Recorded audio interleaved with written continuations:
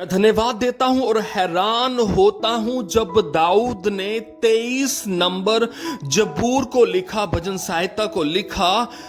I am telling you, context अगर हम उसका देखें, उसकी बैकग्राउंड को देखें, तो दाऊद की सिचुएशन सही नहीं थी, आसान नहीं थी। उसका टाइम डिफिकल्ट था, उसके हालात डिफिकल्ट थे, क्योंकि शाऊल राजा उसे मारना चाहता था और वो भाग रहा था अपनी जान बचाने के लिए।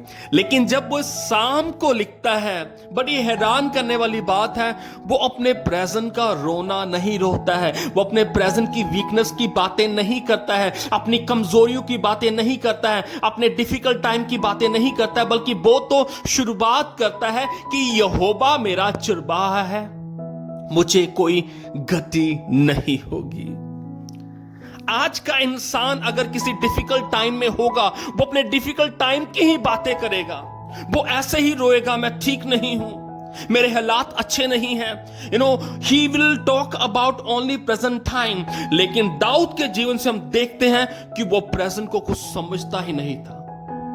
उसने कहा कि यहोवा मेरा चरवाहा है, मुझे घटी नहीं होगी। आगे भी वो बहुत अच्छी बातें करता है। पूरे शाम को जब हम पढ़ते हैं, पूरे 23 अध्याय को हम पढ़ते हैं, उस नंबर को पढ़ते हैं, अजीजों, आज हमें एक बात को सीखना होगा कि जब भी प्रेजेंट टाइम में हमारी लाइफ के ऊपर डिफिकल्ट समय आता है, मुश्किल टाइम आता है, क्यों ना हम उस टाइम के अगेंस्ट बोलें, उसके ऑपोजिट बोलें। यही तो साम हमें सिखाता है।